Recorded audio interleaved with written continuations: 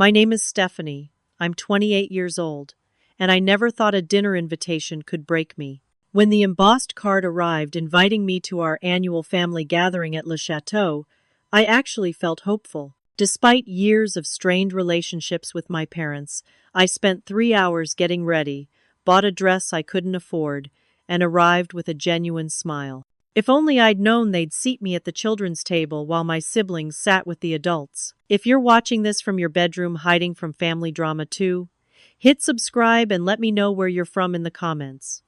Trust me, this story gets worse. I've always been the middle child, the one who somehow managed to disappear between my brilliant older brother Ryan and my beautiful younger sister Amanda.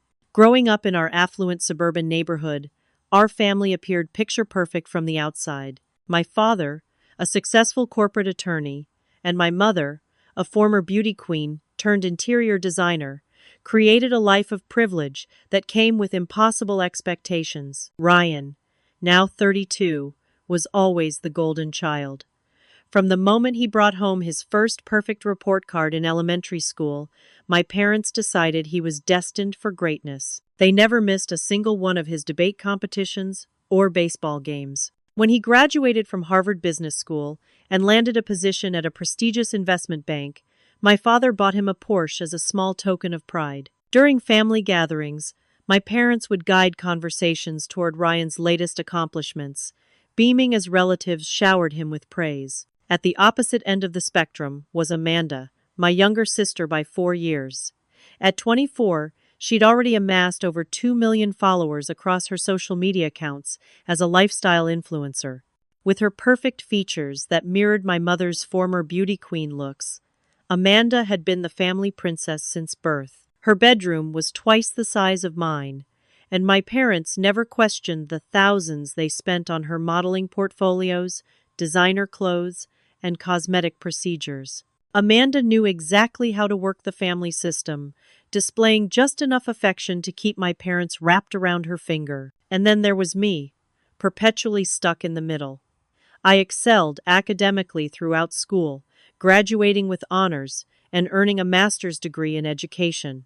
But instead of pursuing law like my father wanted or business like Ryan, I chose to become an elementary school teacher. The first time I announced my career plans at dinner, my father actually laughed, assuming I was joking. When he realized I was serious, his face fell in such obvious disappointment that I excused myself to cry in the bathroom. Teaching is a noble profession, my mother would say to friends, her tight smile never reaching her eyes. Stephanie has always had a modest approach to life. What they meant was that I'd failed them by choosing a career that would never bring prestige or wealth to the family name. The fact that I found genuine fulfillment in helping children learn meant nothing compared to Ryan's financial success or Amanda's social status. Family gatherings had always been particularly difficult. Last Christmas, I sat at the dinner table for 45 minutes while everyone discussed Ryan's recent business trip to Tokyo and Amanda's collaboration with a famous clothing brand. Not once did anyone ask about my life.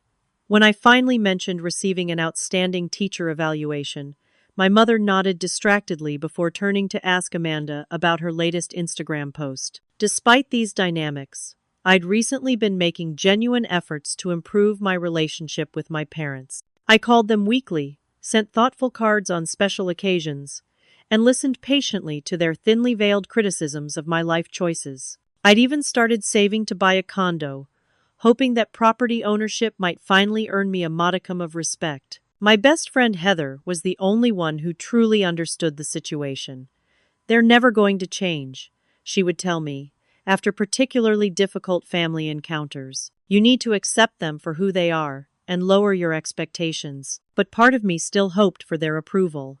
So when the invitation arrived for our annual extended family dinner at Le Chateau, the most exclusive restaurant in the city, I saw it as an opportunity. I'd recently been promoted to curriculum development lead at my school, a significant achievement that came with both greater responsibility and a modest pay increase. I thought perhaps this news, delivered in the right setting, might finally earn me a place in my family's esteem. "This is your chance to show them how well you're doing," Heather encouraged when I showed her the invitation.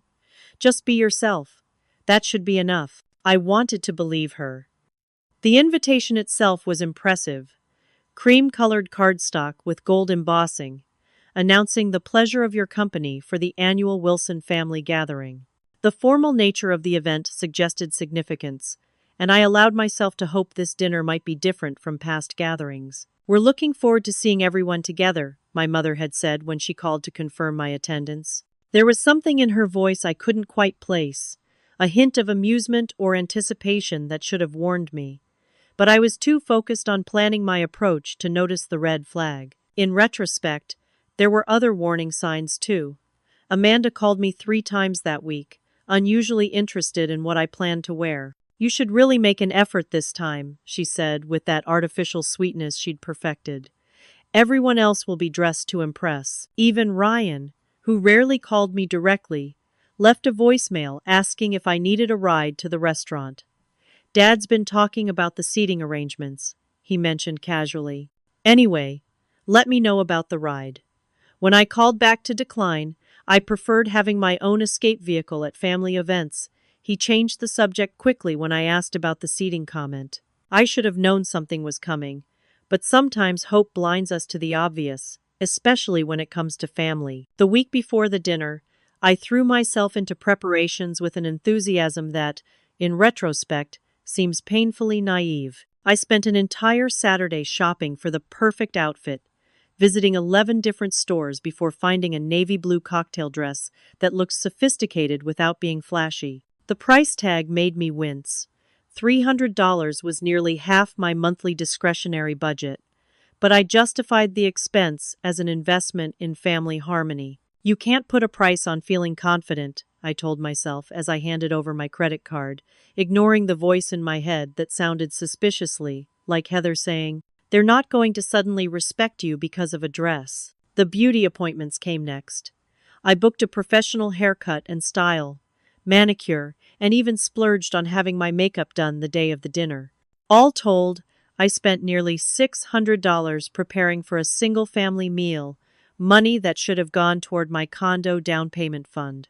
But I was determined to present the best possible version of myself, hoping that looking successful might translate to being treated as such. 3 days before the dinner, Amanda called again.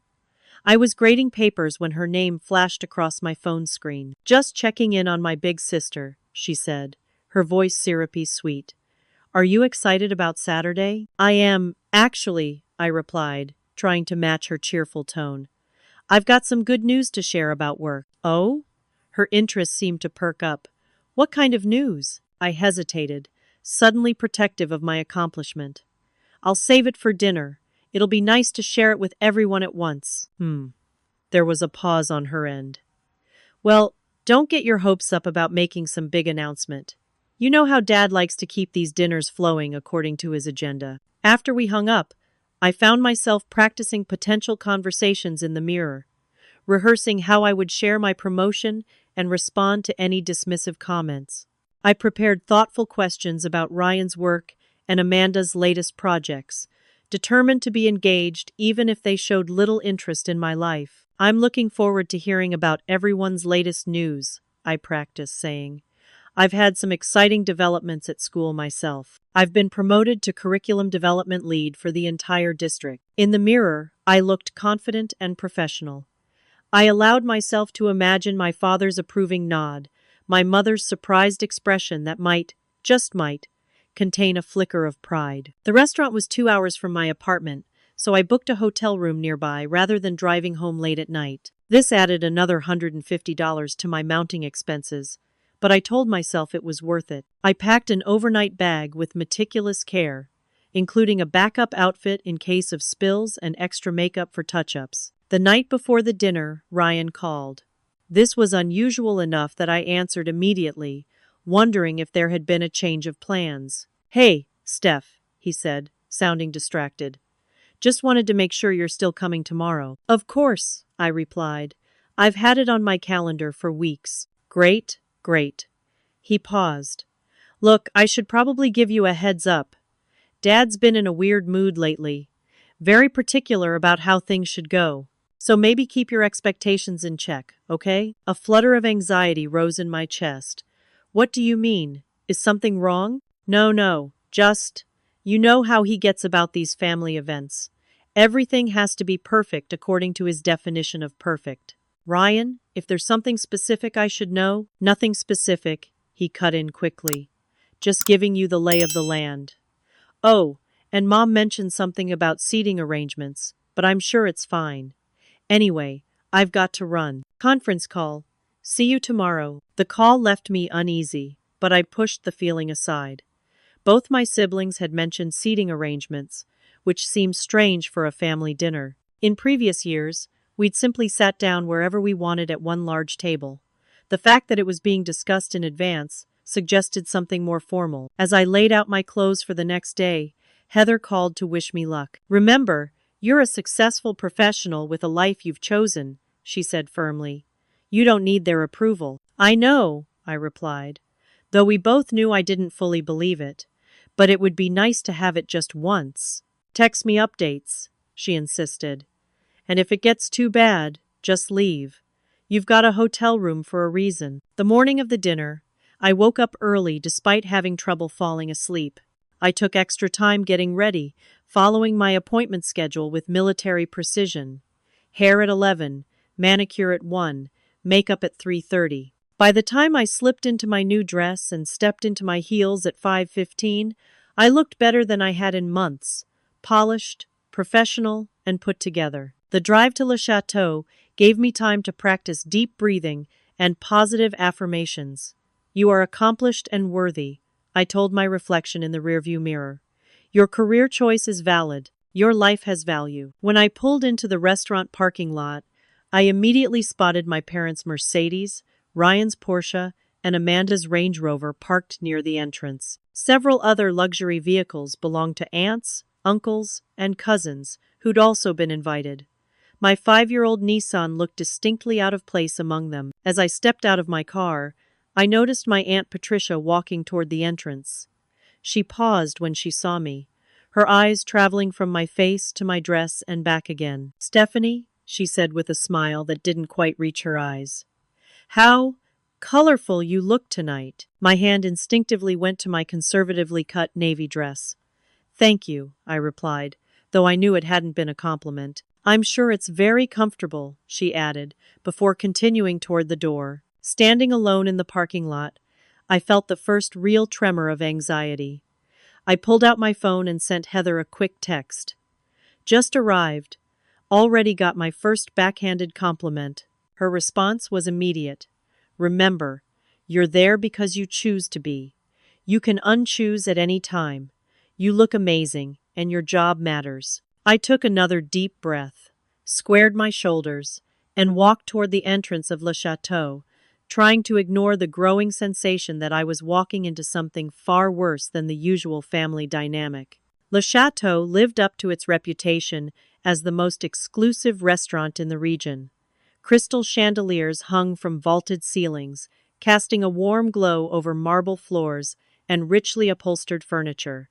A pianist played softly in the corner of the lobby, and the air smelled faintly of roses and expensive perfume. The maitre d' greeted me with practiced refinement.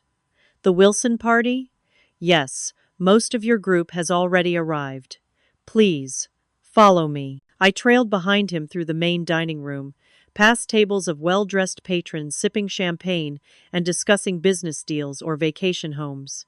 At the back of the restaurant, a set of double doors opened into a private dining area that had been reserved exclusively for our family gathering. The room was beautiful, with floor-to-ceiling windows overlooking manicured gardens now lit by tasteful landscape lighting. But what immediately caught my attention was the table arrangement. Unlike previous family dinners where we all sat together, tonight featured two distinct setups. A large, elegantly appointed table in the center of the room with place cards and crystal stemware, and a smaller table in the corner, decorated with colorful placemats and plastic cups. A children's table. I tried to ignore my growing unease as I made my way around the room, greeting relatives with hugs and polite small talk. My Uncle David clapped me warmly on the shoulder, asking about my teaching job with genuine interest. My cousin Beth complimented my dress sincerely.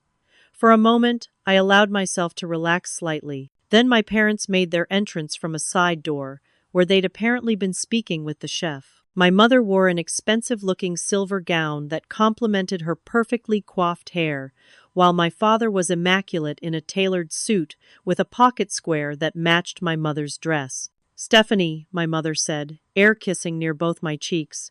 "You made it. That dress is interesting. Didn't they have it in your size?" I forced a smile. "It's nice to see you too, Mom. The dress is actually new." My father gave me a perfunctory nod. "You found the place all right? Parking wasn't too difficult for you?" His tone suggested he was genuinely concerned about my ability to navigate basic tasks. "Everything was fine," I assured him. "The restaurant is beautiful. Only the best for the annual Wilson gathering," he replied with a tight smile. "We have some exciting announcements tonight." Before I could ask what announcements he meant, my siblings arrived together. Amanda looked stunning in a designer dress that probably cost more than my monthly salary, while Ryan exuded confidence in his custom suit. They immediately became the center of attention, with relatives flocking to greet them, while I stood awkwardly to the side, clutching my small purse. After about 20 minutes of mingling, my father clinked a spoon against his crystal water glass. The room quickly fell silent. "If I could have everyone's attention," he announced. "We'll be seating for dinner now.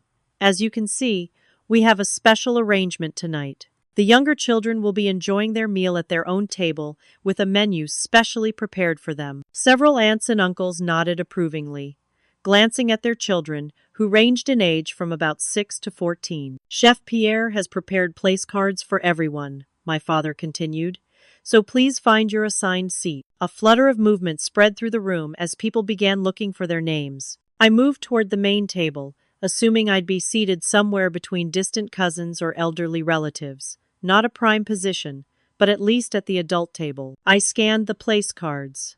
Ryan Wilson, Amanda Wilson, Uncle David, Aunt Patricia. I continued around the entire table, checking each place card twice. My name wasn't there. A cold sensation began spreading through my chest as I slowly turned toward the children's table. There, between Lucy, age 12, and Ethan, age 8, was a place card reading Stephanie Wilson. "There must be some mistake," I said, loudly enough that those nearby paused their conversations. My father looked up from where he was helping my mother into her chair. "Is there a problem, Stephanie?" "My name is at the children's table," I said, trying to keep my voice steady. There must have been a mix-up with the place cards. The room fell uncomfortably silent. My mother avoided my gaze while my father's expression hardened slightly. "There's no mistake," he said firmly. "We thought you'd be more comfortable there, given your profession. You spend all day with children, after all." From across the room, I could see Ryan and Amanda exchange glances, barely concealing their smirks. Amanda whispered something to our cousin James, who stifled a laugh. "But I'm 28 years old," I said, hating the pleading tone that had crept into my voice. "I should be seated with the other adults." "Stephanie," my mother interjected with a tight smile, "please don't make a scene. Everyone is hungry, and the seating has been arranged very specifically." I stood frozen, feeling every eye in the room on me. My Uncle David looked uncomfortable, while Aunt Patricia seemed to be enjoying my humiliation. The children at the kids' table were watching with obvious confusion, probably wondering why an adult was being sent to sit with them. "Is something wrong with the grown-up lady?" I heard the youngest child, my cousin's 6-year-old son, loudly whisper to his mother. "Stephanie is more comfortable with children," my mother announced to the room, as if explaining a peculiar but charming eccentricity. "She teaches elementary school, you know." The way she emphasized elementary school made it sound like I ran a roadside petting zoo rather than holding a master's degree in education. I felt my cheeks burning as I slowly made my way to the children's table. The chairs were noticeably smaller than those at the main table, and I had to fold myself awkwardly to fit. The plastic cup in front of me had a lid and straw, unlike the crystal water goblets at the adult table. "Why are you sitting with us?" asked a young girl I recognized as my cousin Lucy.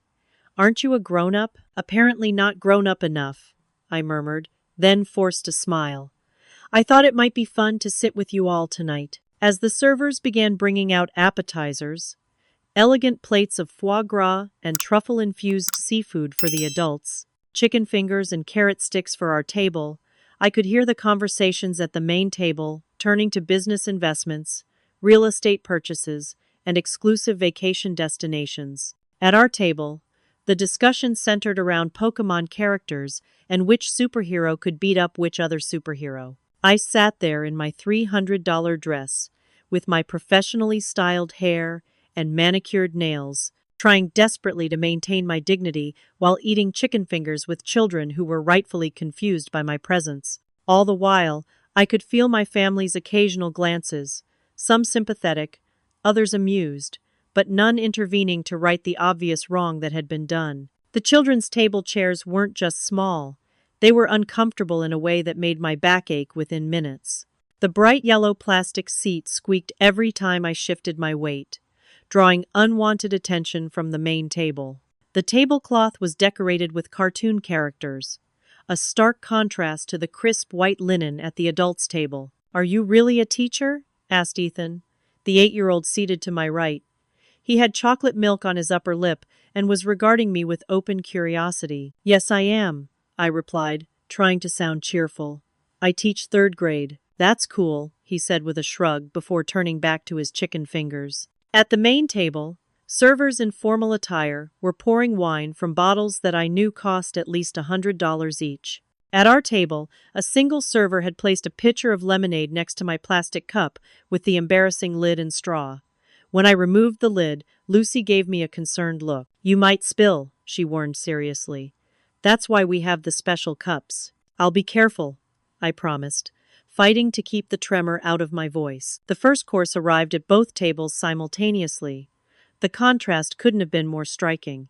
The adults received delicate plates of seared scallops, garnished with microgreens and edible flowers. We got bread rolls and a communal dish of butter. I could hear my father holding court at the center of the main table, discussing his recent golf trip to Scotland. My mother nodded at appropriate intervals, occasionally touching his arm and laughing at his jokes. Ryan sat directly opposite them, perfectly positioned to join any conversation. "So, Ryan," I heard my father say loudly enough for the entire room to hear, "tell everyone your big news." Ryan straightened in his chair, clearing his throat with practiced modesty. "Well, I wasn't going to say anything yet, but since Dad brought it up, I've been promoted to senior vice president at the firm." A chorus of congratulations erupted around the table. My father beamed with such naked pride that it physically hurt to watch. "At 32, he announced, "my son is the youngest senior VP in the company's history."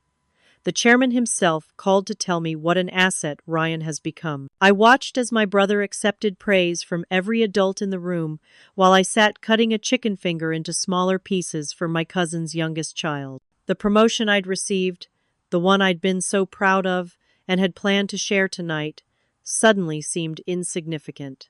"Did you know," Amanda chimed in when the excitement about Ryan had died down, "that I've been asked to be the face of Luminous Cosmetics' new campaign? The contract is being finalized next week." Another round of excited exclamations followed. My mother actually teared up, dabbing at her eyes with her napkin. "My beautiful daughter," she said, gracing billboards and magazine covers. "I always knew you were destined for the spotlight." I felt a small hand on my arm and looked down to see Lucy watching me, with surprising perception in her 12-year-old eyes. "Are you sad?" she asked quietly. I blinked rapidly, fighting back tears. "No, just thinking about something." "You look sad," she persisted. "Is it because you have to sit with us instead of the grown-ups?" Her innocent question nearly broke my carefully maintained composure. "It's complicated," I managed to say. Lucy nodded, as if she understood perfectly. "Grown-up stuff usually is. My mom and dad got divorced last year, and they said that too." At the main table, the conversation had turned to family business matters, discussions about property investments and stock options that apparently didn't concern me. I tried to participate once, raising my voice slightly to add a relevant comment about interest rates based on an article I'd recently read. The reaction was immediate and humiliating. My father looked up with obvious annoyance, while my mother gave a forced laugh. "Stephanie, dear, the children need your attention," she said dismissively. "Perhaps you could help them with their napkins instead of worrying about investments." I heard Ryan snort into his wineglass, and Amanda didn't even try to hide her smirk. Their amusement at my expense was nothing new, but it stung particularly sharply tonight. "Stephanie is more comfortable with the children since she teaches elementary school," my mother explained loudly to the table, as if I weren't sitting just 15 feet away. "She's always been so good with little ones." The condescension in her voice made me grip my fork so tightly my knuckles turned white. I was a curriculum development lead with a master's degree, yet she spoke about me as if I were running a daycare out of her basement. I excused myself to use the restroom, needing a moment to compose myself. In the elegant bathroom, I stared at my reflection in the ornate mirror. I looked every bit the professional I was, except for the small smear of ketchup on my sleeve from helping one of the children. My hands shook slightly as I pulled out my phone and called Heather. "How bad is it?" she asked immediately. "They seated me at the children's table," I whispered, my voice cracking. "Not just near the kids, at an actual separate table with cartoon placemats and sippy cups." "You're kidding!" Heather's outrage was palpable even through the phone. "That's beyond disrespectful. That's deliberately humiliating. You need to leave, Steph." "If I leave, they win," I said, though I wasn't entirely sure what winning would look like in this situation. "They've already won if their goal was to make you feel like garbage," Heather replied bluntly. "Coming home with your dignity intact is your win." I considered her advice seriously. Walking out would certainly make a statement, but it would also cement my reputation as the sensitive one who couldn't handle family gatherings. "I'm going to stay," I decided. "I've got my hotel room afterward, and I'm not giving them the satisfaction of running me off." When I returned to the dining room, dessert was being served, another stark contrast between tables. The adults received artistic plates of deconstructed chocolate mousse with gold leaf accents, while the children's table got ice cream sundaes in plastic bowls. As I slid back into my uncomfortable chair, Lucy looked up from her ice cream. "Your brother and sister were laughing about you while you were gone," she informed me matter-of-factly. "They said something about you always thinking you're better than everyone, even though you're just a teacher." The innocent delivery of this cruel observation felt like a slap. I glanced over to see Ryan and Amanda huddled together, still chuckling about whatever they'd been discussing. My father stood up then, tapping his spoon against his crystal champagne flute. The room quieted immediately. "I'd like to propose a toast," he announced, his voice carrying the authoritative tone he'd perfected over decades in courtrooms. "To my successful children, who continue to make their mother and me proud beyond measure." He looked directly at Ryan and Amanda as he spoke. Not once did his gaze flicker toward the children's table where his middle child sat among the elementary school set. Ryan's phenomenal achievement at the firm and Amanda's exciting new modeling contract represent everything we've hoped for our family: excellence, ambition, and success. Glasses clinked around the adult table as everyone drank to Ryan and Amanda's accomplishments. At our table, the children half-heartedly raised their plastic cups, following the adults' lead without understanding the significance. I sat with my hands in my lap, unable to participate in the toast, feeling as though I'd suddenly become invisible. Or perhaps I'd been invisible all along and was only now fully realizing it. The final blow came as coffee was being served. Amanda's voice, deliberately pitched to Carrie, cut through the general conversation. "Remember Stephanie's boyfriend from college? The one who dumped her for that yoga instructor?" She let out a tinkling laugh. "I ran into him last week. He's a partner at his law firm now. Such a shame that didn't work out for her." Several relatives glanced uncomfortably in my direction, but no one contradicted Amanda or changed the subject. I sat frozen, humiliation burning through me like acid. Just then, Lucy, sweet, perceptive Lucy, knocked over her water glass with what seemed like deliberate clumsiness, sending water cascading across the children's table and onto my lap. The resulting commotion gave me the perfect excuse to flee to the bathroom once more. In the pristine sanctuary of the restroom, I finally allowed the tears to fall. Sitting in a stall with my head in my hands, I experienced the complete emotional breakdown I'd been fighting against all evening. Years of accumulated slights, dismissals, and outright cruelty crashed over me in waves that left me gasping. Memories from childhood flashed through my mind, standing on stage at my high school graduation, scanning the audience only to discover my parents had left early to attend Amanda's dance recital. The Christmas I received practical household items, while my siblings got expensive electronics and designer clothes. The countless times my accomplishments were minimized or ignored, while Ryan and Amanda received effusive praise for the smallest achievements. And now this, being seated at a children's table as a 28-year-old professional, as if I were not just the least important adult in the room, but somehow not an adult at all. My phone buzzed with a text message from Amanda. "Stop being dramatic. It's just dinner. Mom says you're embarrassing everyone by hiding in the bathroom." The message ignited something in me. Not just sadness, but a slow-burning anger that had been suppressed for years. I stood up and approached the mirror, studying my reflection. My carefully applied makeup was smudged from crying, but underneath the tears was a woman who deserved basic respect. A woman who had built a meaningful career helping children learn and grow. A woman who had value, regardless of whether her family recognized it. "Nothing will ever change," I whispered to my reflection, finally accepting what Heather had been telling me for years. In that moment, I made a decision. I wouldn't slink back to the children's table and endure more humiliation. I wouldn't flee the restaurant in tears, giving them another story about sensitive Stephanie to laugh about later. Instead, I would say what needed to be said, calmly and clearly, and then I would leave with my dignity intact. I repaired my makeup as best I could, straightened my shoulders, and took several deep breaths. Then I walked back into the dining room with new resolve. The family had moved on to after-dinner drinks, with servers circulating with cordials and liqueurs for the adults. Several children had been collected by nannies, leaving just Lucy and two others at the kids' table. My absence had apparently not caused much concern, though I noticed my father checking his watch with obvious irritation. "There she is," my mother said as I approached, her tone suggesting I'd been holding up some important proceeding. "We were about to have the servers pack up your dessert." "That won't be necessary," I replied, my voice steadier than I'd expected. "I'd like to say something before I go." "Go?" my father frowned. "The dinner isn't over. We haven't even discussed the family trust updates yet." "I'm aware the dinner isn't over," I said, remaining standing rather than returning to my seat at the children's table. "But I won't be staying." A hush fell over the room.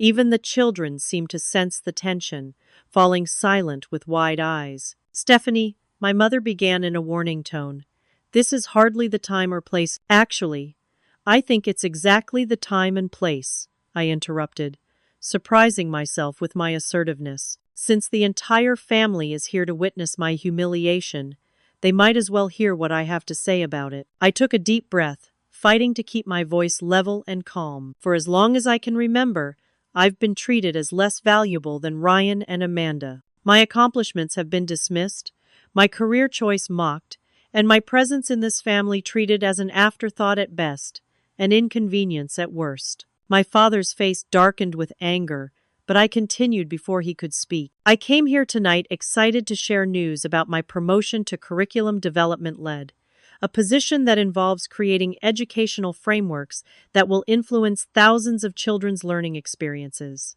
I spent money I don't have on this dress and these shoes because I thought maybe, just maybe, if I looked successful enough, you might finally see me as someone worth respecting." I gestured toward the children's table with its cartoon placemats and plastic cups. Instead, I was seated with the children, not because there wasn't room at the adult table, but because that's where you think I belong.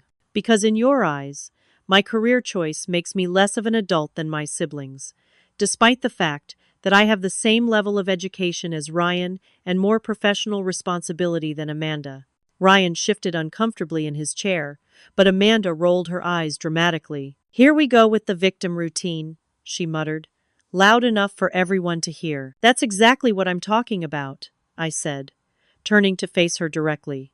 Any attempt to stand up for myself is dismissed as being oversensitive or playing the victim. Meanwhile, you and Ryan have been handed every advantage and opportunity, while I've had to fight for even basic acknowledgement. I turned back to my parents, who were staring at me with expressions ranging from shock to anger. I've spent years trying to earn your respect and approval. I've made excuses for your behavior. I've accepted being treated as less than because I kept hoping something would change. My voice grew stronger as I continued. But nothing will change, will it? You will never see teaching as a worthwhile profession. You will never value my contributions to education the way you value Ryan's business deals or Amanda's social media presence. And I will never be good enough, no matter what I achieve. The room was completely silent now.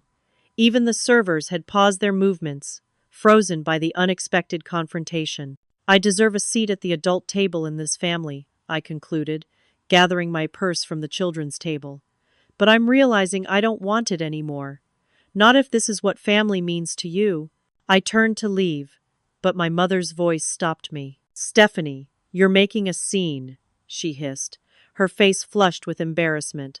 Sit down and stop being so dramatic. I looked back at her, suddenly feeling calmer than I had all evening. I'm not being dramatic, Mom. I'm finally being honest. There's a difference. With that, I walked out of the private dining room, through the main restaurant, and into the cool evening air, feeling simultaneously shattered and somehow, paradoxically, more whole than I had in years. The valet who brought my car seemed to sense my emotional state. As he handed me my keys, he offered a kind smile that nearly undid my fragile composure. Are you all right, ma'am? He asked quietly. I will be, I managed to reply, his simple human concern more touching than he could know. Sometimes fancy dinners aren't all they're cracked up to be, he said with gentle wisdom. Drive safe, okay? That small moment of compassion from a stranger contrasted sharply with the treatment I'd received from my own family. I sat in my car for several minutes, hands gripping the steering wheel as I processed what had just happened. Part of me felt horrified at my outburst, but a stronger part felt an unfamiliar sense of liberation. For the first time in my life, I had spoken my truth without apologizing or minimizing my feelings. My phone began buzzing incessantly with text messages and calls. I ignored them as I drove to my hotel, focusing on the road through tears that kept threatening to blur my vision. By the time I reached the hotel parking lot, I'd received 14 text messages and 6 missed calls. The first text was from my father. Your behavior tonight was inexcusable and embarrassing. Call me immediately to apologize. My mother's message was similarly demanding. We've always supported your choices, despite your sensitivity. This display was childish and confirmed why you weren't seated with the adults. Ryan had sent a terse. Way to ruin dinner. Dad's furious. Amanda's contribution was particularly cutting.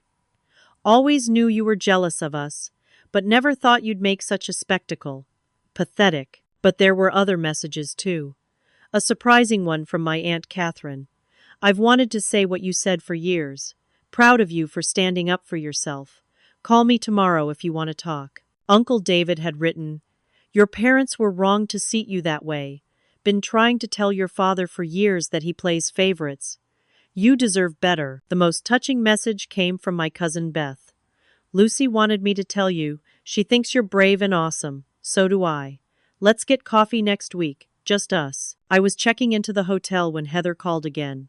I answered, my voice still shaky from crying. I did it, I told her. I finally said everything I've been holding back for years. I'm coming over, she declared without hesitation. Text me your hotel info.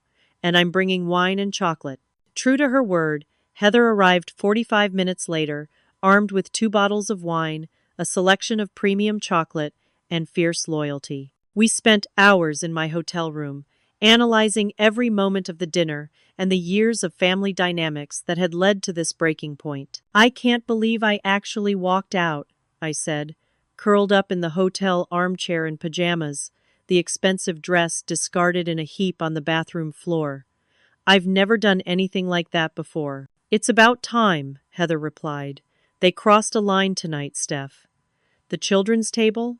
That wasn't just thoughtless, it was deliberately cruel. As the night wore on, more messages arrived. Cousins I hadn't spoken to in months reached out with support. Even my typically aloof Uncle Robert sent a brief but clear, "Your father was wrong. Call if you need anything." It seemed my public stand had resonated with family members who had witnessed the dynamics but never intervened.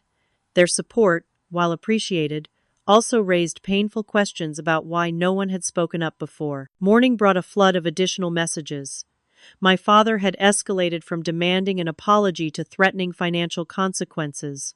"Your behavior jeopardizes your position in the family trust. Think carefully about your next move." My mother alternated between guilt trips, "I cried all night over your accusations," and minimization. It was just a seating arrangement, not the end of the world. The most surprising communication came from my cousin James, who had driven Lucy home after the dinner. He forwarded a message she'd dictated to him to send to me. "Miss Stephanie, I think you're really cool, and I'm sorry the grown-ups were mean to you. Next time we can sit together because we want to, not because they make us." Her simple kindness brought fresh tears to my eyes. Back at work on Monday, I found unexpected support from my school principal, Dr. Martinez, who noticed my distraction during our curriculum meeting. "Everything all right, Stephanie?" she asked when everyone else had left the conference room. Something about her genuine concern broke through my professional facade. Before I knew it, I was sharing a condensed version of the family dinner disaster. Instead of the awkward sympathy I expected, Dr. Martinez nodded with understanding. "Family dynamics can be incredibly painful," she said, "especially when they refuse to see your professional accomplishments as valuable." She shared that she'd experienced similar dismissal from her own family when she chose education over the medical career they'd expected. "It took me years to realize their opinion of my choices didn't determine my worth," she told me. "And look at us now, shaping the future through education while they're still stuck in old thinking." Her perspective helped me see my situation through new eyes. Dr. Martinez became not just my boss, but a mentor who understood the specific challenges I faced. In the weeks that followed, I established boundaries that would have been unthinkable before. I declined my mother's insistent invitation to Sunday dinner without offering an excuse. I didn't respond to my father's increasingly threatening messages about family financial matters. I blocked Amanda's number after a particularly vicious voicemail, accusing me of always trying to make everything about you. The first family event I skipped, a cousin's baby shower, passed without the sky falling. Instead of spending the day anxious and performing for family approval, I went hiking with Heather and felt lighter than I had in years. I started seeing a therapist, Dr. Chen, who specialized in family dynamics. In our sessions, I began unpacking the patterns that had defined my relationships for decades. "You've been cast in a specific role in your family system," she explained. "When you step out of that role, it threatens the entire system." Their extreme reaction is actually confirmation that you're changing in ways that are healthy for you, even if uncomfortable for them. Slowly, I began to build a life defined by my own values rather than my family's expectations. Heather's family welcomed me for holidays, creating a warmth and acceptance I'd never experienced at my own family gatherings. I developed closer relationships with the few relatives who had shown support after the dinner incident, particularly Aunt Catherine, who had apparently been the family black sheep before me. The most unexpected development came 3 months after the infamous dinner. My cousin Lucy's mother reached out to ask if I would help Lucy with a school project about careers in education. "She specifically requested you," my cousin explained. "She talks about you all the time since that dinner." That afternoon with Lucy, sharing my passion for education with someone who genuinely wanted to learn, healed something in me that I hadn't realized was broken. Her innocent question, "Don't your parents feel proud when your students learn to read?" highlighted how skewed my family's values truly were. "Some people measure success differently," I told her gently. "But yes, when a student who's been struggling suddenly has that breakthrough moment, that's worth more than any paycheck or promotion to me." "I think that's cooler than being on Instagram," Lucy declared with the pure honesty of a 12-year-old. The most significant moment came when I received a text from Ryan, nearly 6 months after the dinner. "Dad's been impossible since you left," he wrote. "Maybe you had a point about some things. Lunch sometime?" It wasn't an apology, but it was an acknowledgement, the first crack in the family narrative that I was the problem. I agreed to meet him, not with the desperate hope for approval I would have felt before, but with the calm confidence of someone who now understood her own worth. 6 months after the infamous dinner at Le Chateau, I stood in my new apartment, surrounded by paint samples and furniture catalogs. For the first time in my life, I had created a space that reflected my personality rather than what my family expected of me. The walls were painted in warm colors that my mother would have dismissed as too bold, and the bookshelves displayed my collection of classic children's literature alongside professional education texts. "I still can't believe you went with the teal accent wall," Heather said, helping me hang framed quotes from educators who had inspired me. "Your mother would have an aneurysm." I laughed, realizing how freeing it felt to make choices without automatically considering my family's judgment. That might be half the reason I chose it. The months following my walkout from the family dinner had been challenging but transformative. I'd thrown myself into my new role as curriculum development lead, channeling my energy into creating educational frameworks that would benefit thousands of students across our district. My principal, Dr. Martinez, had become not just a boss, but a mentor who understood the courage it took to choose a path different from family expectations. "Your passion for education is your strength," she had told me during a particularly difficult week.